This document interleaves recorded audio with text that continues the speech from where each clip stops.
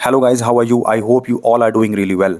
आज का जो केस है ये उन लोगों के लिए बहुत खास है जो लोग यंगस्टर्स हैं, जो अभी कॉलेज में आए हैं, जो टीनेजर्स हैं और कॉलेज में आए हैं, जो स्कूल्स में पढ़ रहे हैं।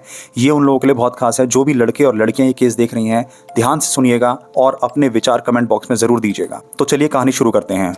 महाराष्ट्र की राजधानी मुंबई के महापे इलाके से 6 मई 2017 को सड़क के ही किनारे एक नाले से एक बहुत गंदी बदबू आ रही थी। आते जाते लोगों ने नोटिस किया कि उस नाले में एक पॉलीथीन पड़ी है और उसी पॉलीथीन से बहुत ज़्यादा स्मेल आ रही है। लोग बिना देरी किए पुलिस को कॉल करते हैं।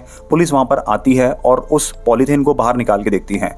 जब उस पॉलीथीन को खोल कर देखा गया तो वहाँ खड़े सारे लोग दंग रह गए। पुलिस ने देखा कि उस नाले में एक बॉडी पड़ी हुई है, एक ऐसी बॉडी जिसका न सर है, ना पैर हैं, ना हाथ हैं। सिर्फ उस पॉलीथीन में एक शरीर का धड़ पड़ा हुआ था और वो डिकम्पोजिशन स्टेट में आ चुका था। पुलिस ने जब आगे चेक किया तो उस पॉलीथीन में कोई ऐसी आइडेंटिटी प्रूफ नहीं थी, कुछ ऐसी चीज़ नहीं थी जिससे कि उस शरीर की शिनाख्त की जा सके। बस इतना पता चल रहा था कि वो जो बॉडी है वो एक लड़की की बॉडी है। पुलिस बिना देरी किए उस शरीर के टुकड़े को पोस्टमार्टम के लिए भेज देती है। पुलिस ने देखा कि उस बॉडी के कंधे पर एक गणेश जी का टैटू बना हुआ है।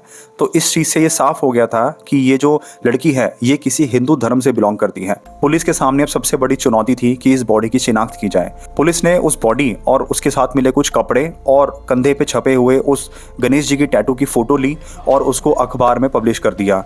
अगले ही दिन आग की तरह ये खबर पूरे शहर में फैल गई और उसकी फोटो हर घर में फैल गई। 2 दिन तक पुलिस के पास कोई कॉल नहीं आया, कोई लीड नहीं आई। लेकिन 2 दिन बाद 2 लोग पुलिस स्टेशन आते हैं, कविता डूडे और गणेश डूडे। ये दोनों पुलिस स्टेशन आते हैं और पुलिस से कहते हैं कि सर, आपने न्यूज़पेपर में जो गणेश जी की फोटो और वो कपड़े पब्लिश किए हैं उनके बारे में हमें आपसे बात करनी है। कविता डूडे और गणेश डूडे पुलिस से कहते हैं कि सर, हमें ऐसा लग रहा है कि ये हमारी बहन प्रियंका डूडे की बॉडी है। पुलिस गणेश डूडे और प्रियंका डूडे को उस बॉडी के पास ले जाती हैं और पुलिस को मिले कुछ जो कपड़े थे और जो चीज़ें थी उनके पास ले जाती हैं और उन्हें शिनाख्त करने के लिए कहती हैं।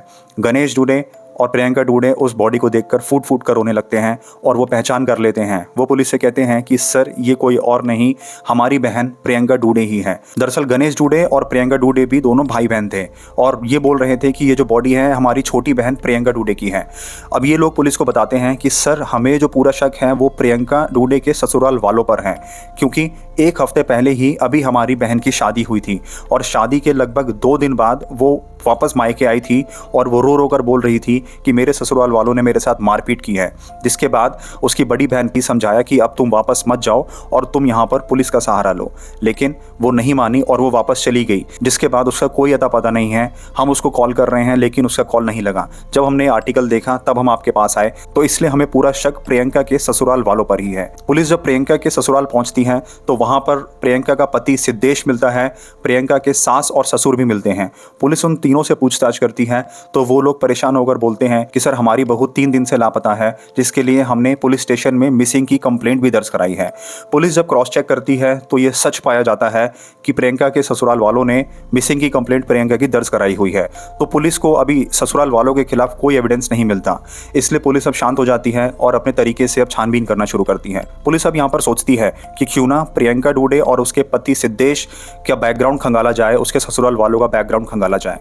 इस छानबीन में पता चलता है कि दरअसल जो प्रियंका डूडे हैं इसके माता पिता का देहांत बहुत पहले हो गया था, जिसके बाद प्रियंका के भाई गणेश और बहन कविता ने प्रियंका का पालन पोषण किया। प्रियंका अभी कॉलेज में पढ़ रही थी और कॉलेज में पढ़ने के दौरान ही उसकी मुलाकात सिद्धेश से हुई, जिसके बाद दोनों में दोस्ती हुई और ये दोस्ती प्यार में बदल गई। अब प्रियंका और सिद्धेश दोनों एक दूसरे से शादी करना चाहते थे, जिसके बाद प्रियंका के भाई और बहन तो मान जाते हैं, लेकिन सिद्धेश के माता पिता इस शादी के लिए राजी नहीं होते, क्योंकि सिद्धेश के पिता PWD में नौकरी कर रहे थे और वो पैसों से काफ़ी संपन्न भी थे। तो सिद्धेश के घर वालों को प्रियंका अपने घर के लिए सही बहू नहीं लगी, तो उन्होंने साफ साफ इस शादी से इनकार कर दिया। इनफैक्ट सिद्धेश की मां ने तो सिद्धेश के लिए दूसरी लड़की, एक दूसरा रिश्ता देखा हुआ था। अब सिद्धेश के घर वाले इस शादी के लिए मना कर देते हैं। सिद्धेश प्रियंका को कहता है कि हमारी शादी नहीं हो सकती क्योंकि मेरे घर वाले इस रिश्ते के लिए हाँ नहीं कर रहे। जिसके बाद प्रियंका टेंशन में आती है और वो सिद्धेश से कहती है कि हमें मिलना चाहिए, मैं तुमसे मिलना चाहती हूँ। प्रियंका और सिद्धेश मिलते हैं, जहाँ पर प्रियंका सिद्धेश से कहती है कि क्यों ना हम भागकर शादी कर लें, एक बार हम भागकर शादी कर लेंगे तो तुम्हारे घर वाले इस शादी शादी के लिए मान जाएंगे और हमें एक्सेप्ट कर लेंगे, जिसके लिए सिद्धेश बिल्कुल मना कर देता है कि नहीं, मैं भागकर शादी नहीं कर सकता। तो प्रियंका उसको कहती है कि अगर तुमने मेरे साथ शादी नहीं की तो मैं तुम्हारे खिलाफ फॉल्स केसेस फाइल कर दूंगी और तुम्हें और तुम्हारे परिवार को जेल में भिजवा दूंगी। जिसके बाद सिद्धेश घबरा जाता है, डर जाता है और वो प्रियंका से कहता है कि मुझे कोई दिक्कत नहीं है तुमसे शादी करने में, तुम मेरे माता पिता से घर पे आके बात करो। अगले ही दिन प्रियंका सिद्धेश के घर जाती है और उसकी माता पिता से बात करती है, जहां पर प्रियंका के साथ बहुत गलत होता है। प्रियंका के साथ सिद्धेश की मां मारपीट करती है और उसे घर से भगा देती है। जिसके बाद प्रियंका रोती हुई घर आती है और अपने भाई गणेश और बहन कविता को सारी बात बताती है। जिसके बाद प्रियंका और उसके भाई बहन उसको पुलिस स्टेशन लेकर जाते हैं और वहां पर सिद्धेश और उसके घर वालों के खिलाफ कंप्लेंट दर्ज करते हैं। जब इस कंप्लेंट के बारे में सिद्धेश के पिता को पता चला तो सिद्धेश के पिता भागे भागे पुलिस स्टेशन जाते हैं और वहां जाकर समझौता करते हैं और ये वादा करते हैं कि मैं इन दोनों की शादी खुद कराऊंगा, और वो कंप्लेंट वापस कर लेते हैं और सेटलमेंट हो जाता है। जिसके बाद 30 अप्रैल 2017 को सिद्धेश और प्रियंका की शादी एक मंदिर में हो जाती है, जहां पर सिद्धेश के घर वाले मौजूद थे और कुछ करीबी यार दोस्त मौजूद थे। अब यहाँ पर जब शादी होती है और शादी के अगले दिन प्रियंका विदा होकर अपने ससुराल चली जाती है।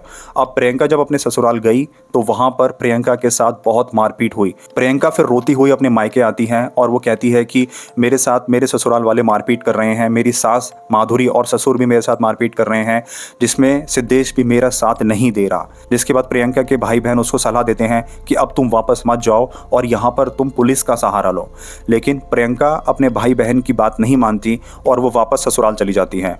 अब वो जब ससुराल गई तो वो दिन था 4 मई 2017 का। वो जब गई तो उसके बाद जब प्रियंका के भाई बहन ने उसको कॉल किया और उससे हालचाल जानने की कोशिश की, तुम ससुराल में कैसी हो, तो 4 मई को प्रियंका की बात उसके भाई बहन से हो गई। लेकिन 4 मई के बाद प्रियंका की बात उसके भाई बहनों से नहीं हो पा रही थी।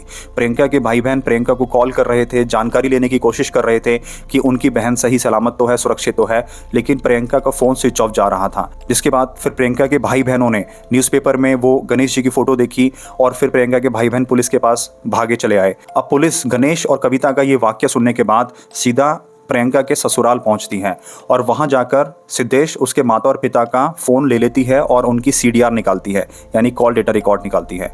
तो पुलिस को उसमें सिद्धेश और उसके पिता के फ़ोन से तो कुछ नहीं मिलता, लेकिन सिद्धेश की मां माधुरी के फ़ोन से एक नया नंबर हाईलाइट होता है, जिस पर सिद्धेश की मां की बात कुछ 4-5 दिनों से हो रही थी। पुलिस उस नंबर को हाईलाइट करती है और उसकी डिटेल निकालती है तो पता चलता है कि ये नंबर किसी दुर्गेश नाम के व्यक्ति का है। पुलिस सीधा उस दुर्गेश नाम के व्यक्ति को उठा लेती है और जब दुर्गेश से पूछताछ की जाती है तो पता चलता है कि दुर्गेश के खिलाफ पहले से ही और भी सारे मामले थाने में चल रहे हैं, कोर्ट में चल रहे हैं, यानी वो एक हार्डकोर क्रिमिनल है। अब पुलिस दुर्गेश से जब सख्ती से पूछताछ करती है तो दुर्गेश मुंह खोल देता है और कहता है कि मैंने ही प्रियंका की हत्या की है और इसमें प्रियंका के ससुराल वालों ने मेरी मदद की है। अब पुलिस को एक एविडेंस मिल चुका था, एक गवाह मिल चुका था। जिसके बाद पुलिस प्रियंका के ससुराल पहुंचती है और वहां पर ससुराल वालों को उठा लेती है, जिसमें प्रियंका का पति सुदेश, उसकी मां माधुरी और उसका बाप भी था। पुलिस तीनों को उठाती है और अपने तरीके से पूछताछ करती है। तो इसी पूछताछ में पता चलता है कि सिद्धेश की मां और बाप कभी भी इस रिश्ते के लिए मंजूर नहीं थे। उन्होंने प्रेशर में आके शादी कराई थी और सिद्धेश की मां किसी भी तरीके से प्रियंका को रास्ते से हटाना चाहती थी, जिसके लिए सिद्धेश की मां ने दुर्गेश को हायर किया था 1 लाख रुपए देकर।